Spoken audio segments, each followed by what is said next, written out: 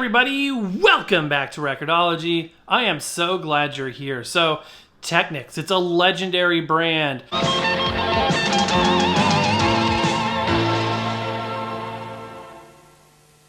Mostly associated with higher end stuff that many of us can't afford. Or can we? We're going to take a look at vintage, affordable Technics turntables. You're not going to want to miss this.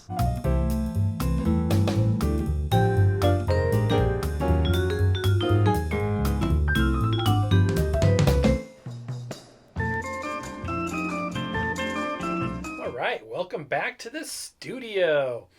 So, people that know me and associate me as the ultra entry-level guy, which is exactly how I've purposely positioned myself here on YouTube, may be surprised to learn that I know about Technics and even have Technics turntables. Well, actually, I love Technics. I think it's a great brand. It is a great brand, and my favorite all-time grail turntable is my Technics SLB5.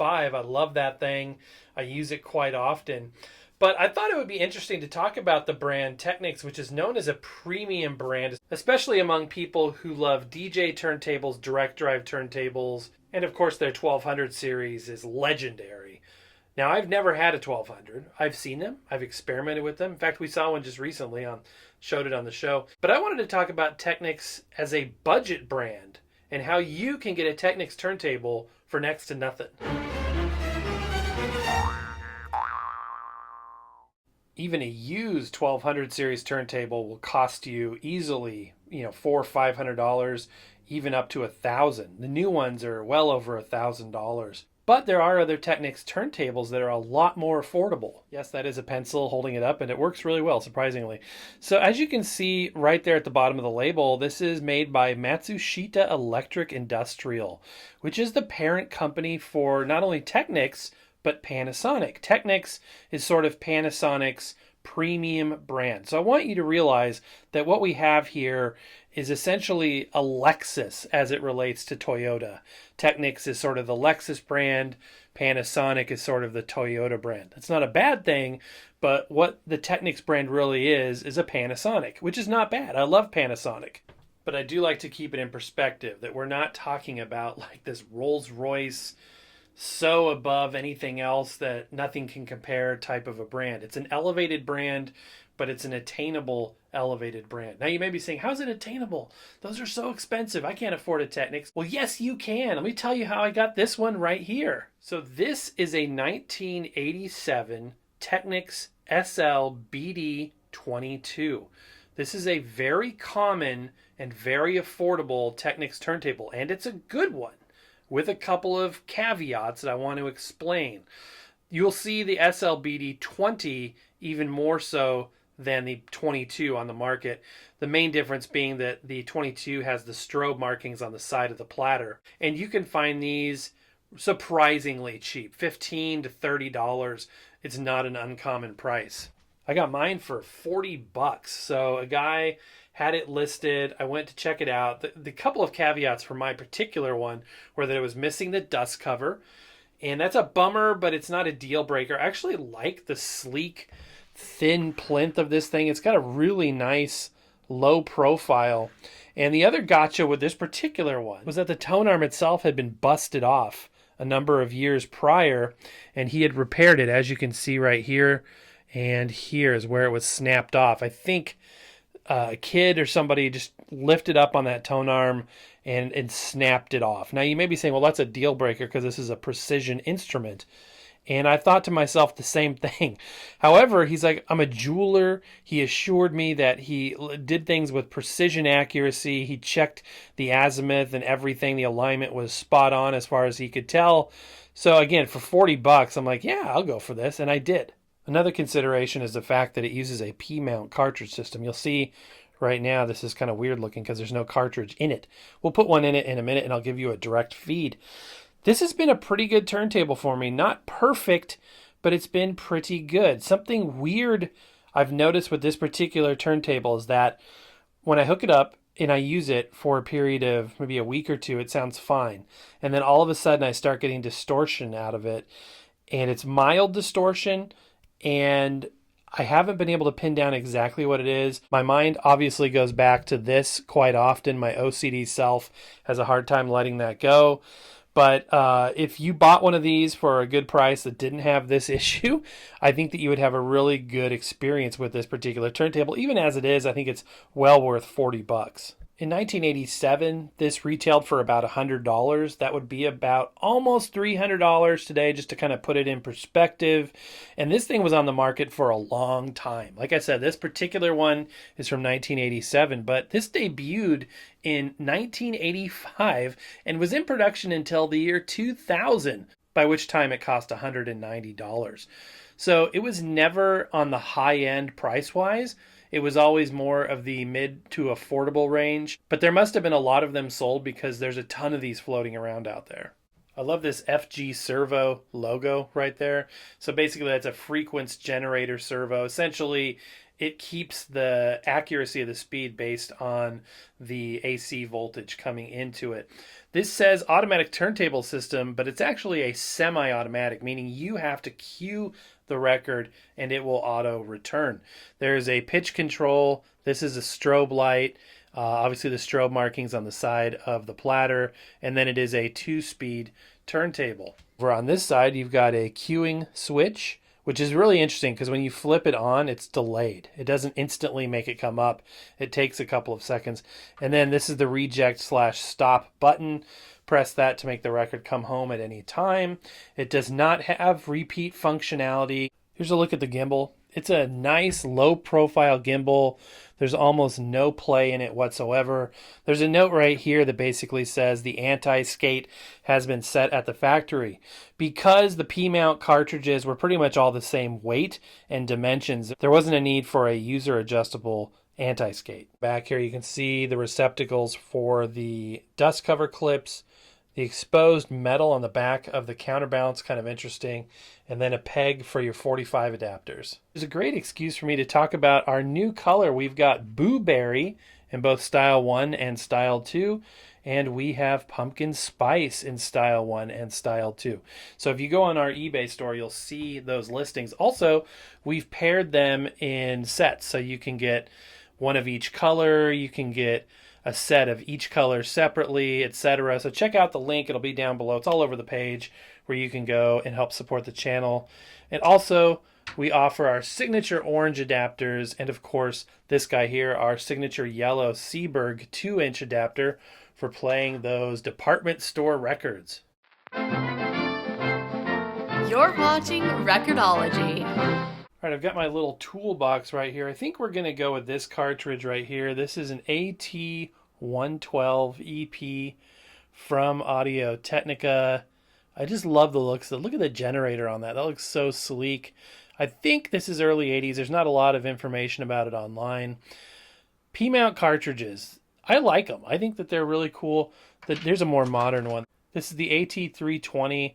It's actually also discontinued, but it shares the form factor with the only modern P-mount cartridge that's really available out there, or one of the very few. So as you can see, it just plugs in there. The whole idea with P-mount was that it was plug and play, that anybody could change the cartridge and they didn't have to be afraid to do so. They just plug it in and go. As you can see, the tone arm is or the head shell is fixed, so it did not require any calibration like a standard one would. That being said, it's definitely more limiting in terms of what you can put on there. So you literally just plug it in, and then there's a little set screw that goes in the side. I would be remiss if I didn't take this opportunity to talk about the elephant in the room here. This has been on the set for several months now. This is a giant P-mount cartridge. This is a salesperson's demonstration piece. As you can see, Audio-Technica, made in Japan. I love this thing. This was sent in by a viewer. This is an AT30E, and it's very, very cool. It shows you all the inner workings of, and yes, you can touch the stylus, it's no problem, of a phono cartridge. I may do a dedicated show about this. It also not only does have the guard, it comes apart, so you can see the different parts and whatnot. I think this is very, very cool. Again, a wonderful gift from a viewer.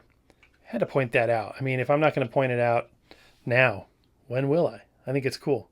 All right, around the back side again here, you can see the RCA outputs, an interesting terminal for connecting the grounding wire. I have the one that came with it, I believe, still. We'll look at that in a minute. But as you can see, if you were to lose that cable, it might be a little tricky connecting it because it's not a simple tab like many modern ones are. And we've got the polarized D-shaped figure of 8 lead. One of my viewers pointed that out, and yeah, it's so simple, but it makes sense. If you have a rounded on both sides figure of 8, then it's non-polarized, and if it's D-shaped like this one, then it is, so you don't get it connected the wrong way. Because this is a vintage turntable, it will require an external phono preamp, no big deal, and we can get it connected. But let's look at those weird wires. I guess they're really not that weird. It's just, let's see, this is kind of a vintage RCA, nothing fancy, the power cord. But this is the weird piece here is this plug that's designed. This is the grounding wire itself. On the other end, the previous owner, or maybe, I don't think it probably came this way. It probably came with a tab or some sort of terminal on there. But this is actually good because most of the preamps will have, in fact, I've got one right here. Here's a Crosley P10 preamp. And we'll go ahead and use this. This is a good basic solid state preamp. But most modern preamps have a grounding post like this. So you can kind of wrap the wire around it and go from there. Who else is using a Crosley preamp with a Technics turntable? How could he do that? I do appreciate the little touches here that may seem insignificant at the time, but in practice, they're very handy. Like, for instance, having a recessed area where the cables plug in means that you don't have, a rigid jack sticking off the back of the unit that far, and that frees you up to have this thing way closer to a wall if you wanted it to. Also, this little cable run here is nice. So if you wanted to put like the power cord or something right there, you could do that, or probably it's more for the audio cable. But something like that if you wanted to. Just little nice touches. Also worth pointing out, the grounding wire is like huge. It's like 8 feet long. Not sure why. I mean, it gives you the freedom of more, you can spread your equipment out more. And in terms of that P10 preamp, it's actually a really good one to use because it's pretty colorless. It doesn't color the audio. It's very natural, neutral sounding, I should say. And that's perfect when you really want to analyze the sound specifics of the turntable, the cartridge more so than the preamp. Another benefit to the P-mount system is you don't have to change anything for different cartridges. So if I went from that cartridge to this one or any other P-mount cartridge, I would not have to change any settings, which is kind of nice. Also worth pointing out is this beautiful mat. This is not obviously something that comes with the unit. I put this on there, but I think it's really cool. But we should probably take it off for a minute and peek under the hood. Oh, look at that. I started it up by spinning it. That's what I get. But essentially, it's a belt drive system, which I will go ahead and demonstrate. Let's go ahead and pull this unit off. This is going to be disturbing because you have to kind of yank on it because there's a little lip on there. So it takes a little bit of muscle to pop that off. And it's just a spray paint. It's not even powder coated on the bottom. It's just spray painted die cast aluminum with a sub platter, and then the belt rides there on the sub platter. Good belt. You can tell it's a good belt still if it's stretchy enough to hold itself to the sub platter without falling off. Again, it's pretty trim and slim, thinner than a lot of the newer ones.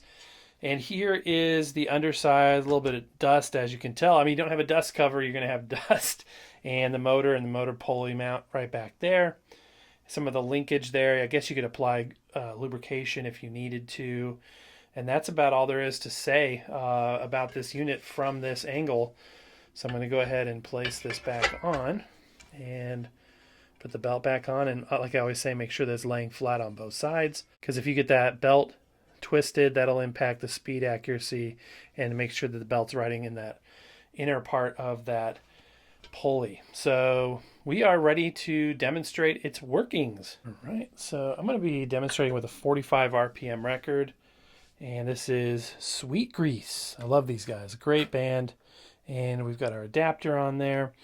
So we're going to flip this to 45, and you may be saying to yourself, well, how does it know if it's a 7-inch disc or a 12-inch disc? Well, it doesn't, but it doesn't have to know because it's semi-automatic. You have to cue it up. By the way, if you put the tone arm deep down in this rest, it actually snaps into position, or it can rest lightly like that, which is a really nice feature. There's also no cueing lever because it's got a cueing switch.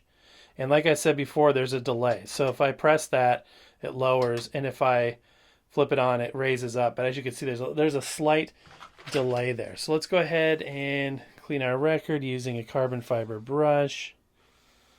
The stylus itself also needs a gentle carbon fiber brushing to make sure it's clean. And then, yeah, the platter spins the second you take the tone arm out of the rest, and then it will play the record.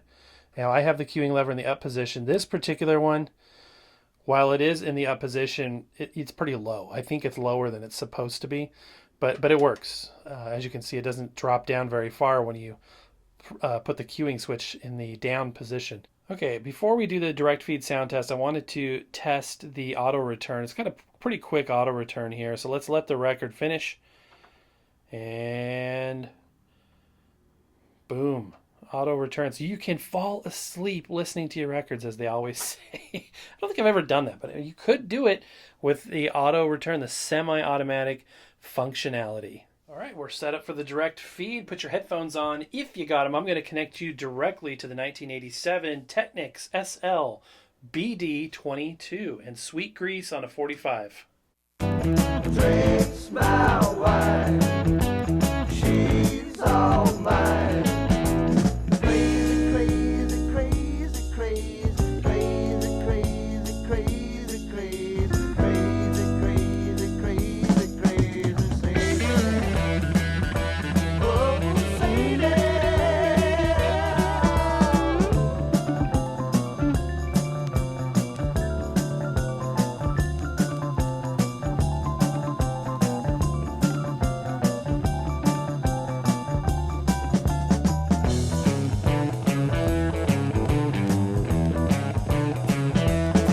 Well, crazy, crazy Sadie, that high-fashion lady, she'll never leave you, maybe till someone comes again.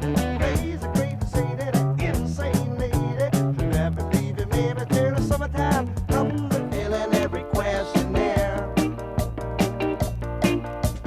wanna know you, so filling lines 1 and 2.